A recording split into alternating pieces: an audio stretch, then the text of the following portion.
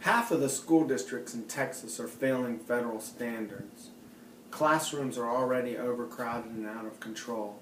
To help solve the education problem, Rick Perry cuts $4 billion out of the budget. Then he uses federal money that is supposed to go to education in other areas in order to balance the budget. He then goes around the country bragging how Texas should be a model to Washington. In other words, let's let the insurance and oil and gas companies have whatever tax breaks they want, and let's screw education to make up for what we're not collecting in taxes. His actions have caused hundreds of teachers and librarians across Texas to lose their jobs, forcing larger class sizes. When confronted with that arrogant little smirk of his, he tells us that he has never cut a single school district's budget or cost a single teacher or librarian their job.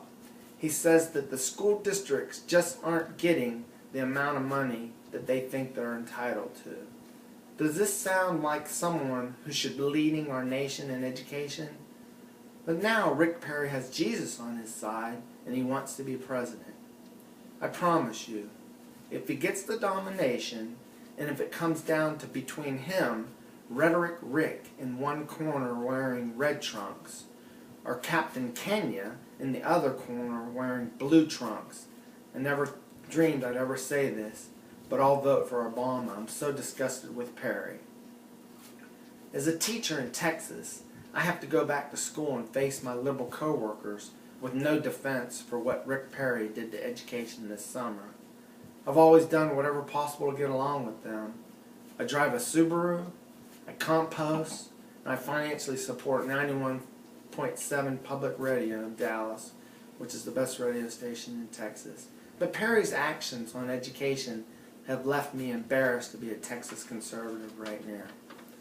When I first heard that Perry was thinking about running for president, my first thoughts would be a great campaign slogan, for his opponents, that is.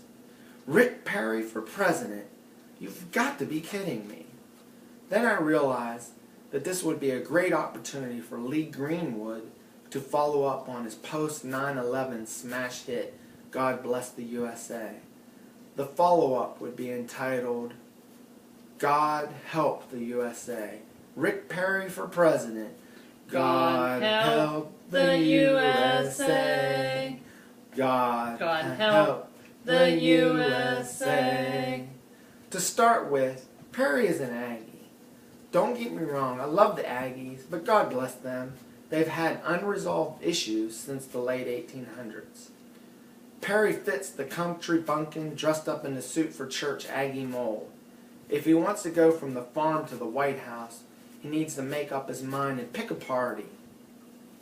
First he was a Democrat, then he was a Republican. Now he's one of those Tea Party birth certificate chasing crazies. Whichever way the wind blows, his perfect werewolf of London hair.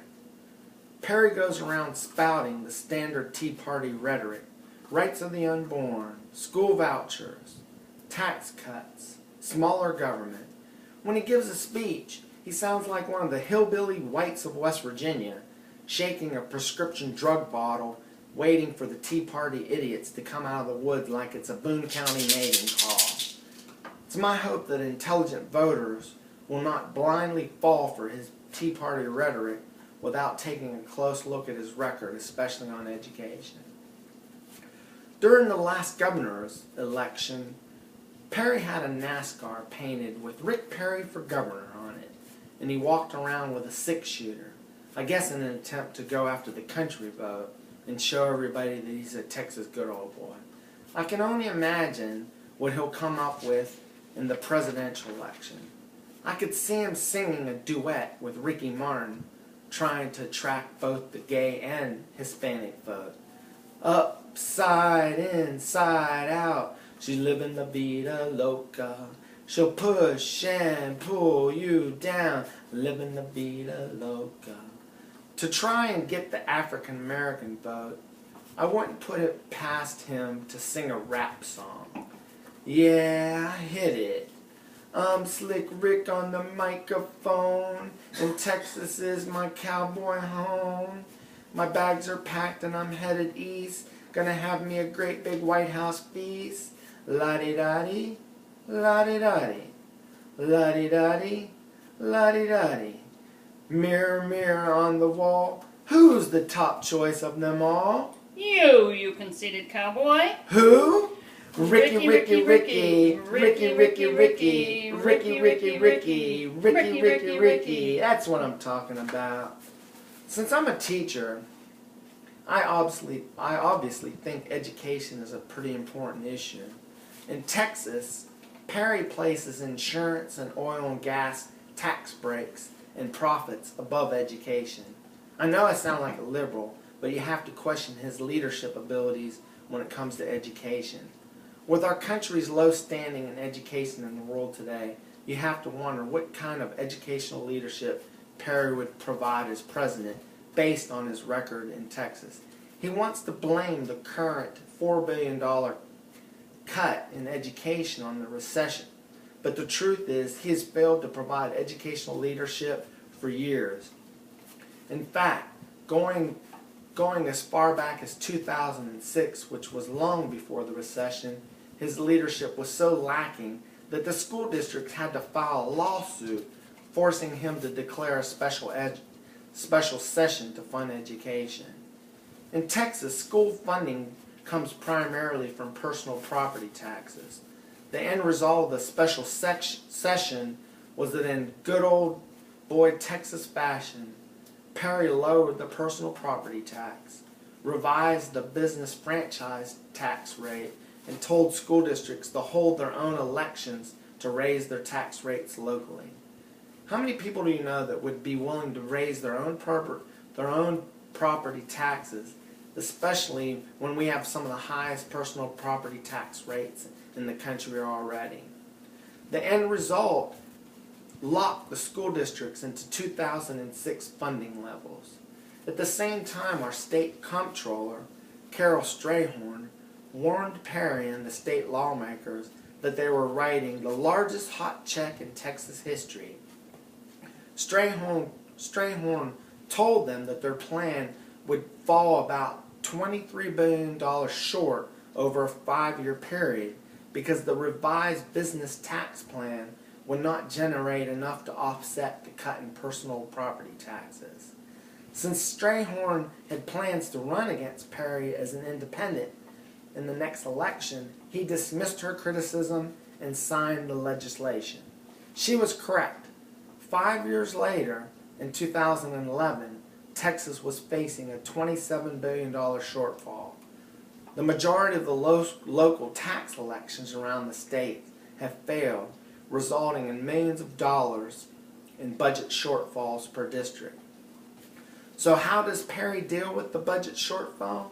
By cutting the education budget by $4 billion. He wants the public to think that his actions on education are a result of the recession, but the truth is he's failed to provide leadership over the last 10 years. Do you really want a president that needs a judge to force him to make important decisions like how to fund education? My feelings about Rick Perry, and the feelings of many of my conservative friends, go far beyond education. There's just something about his arrogance and his decision making that really bothers me. It's really hard to explain, but I have an example to try to illustrate the creepy feeling that Perry gives me.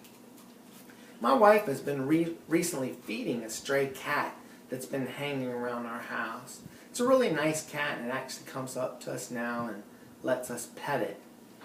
But after you're done petting it, your hands have a creepy, oily, greasy feeling, and you have to wash your hands right away to get rid of that feeling.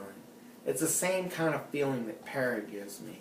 For example, in this day and age, with outsourcing, everything made in China, and having to talk to someone in India to get anything done, you would expect Texas to be different. It gives me that same greasy feeling knowing that Rick Perry cut a deal with a company from Spain, Central Zachary, to build our roads and operate our toll roads in Texas. Then he wants to brag how Texas is his model for government in Washington. If elected president, Perry wants to taunt Texas as a model for smaller government.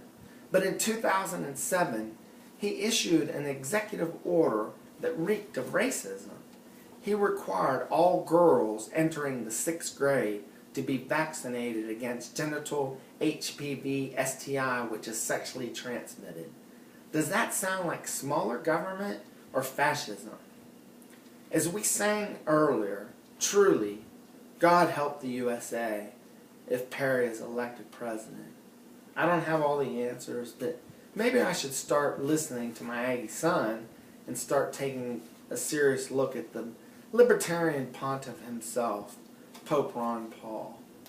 God bless Texas, and God bless the USA.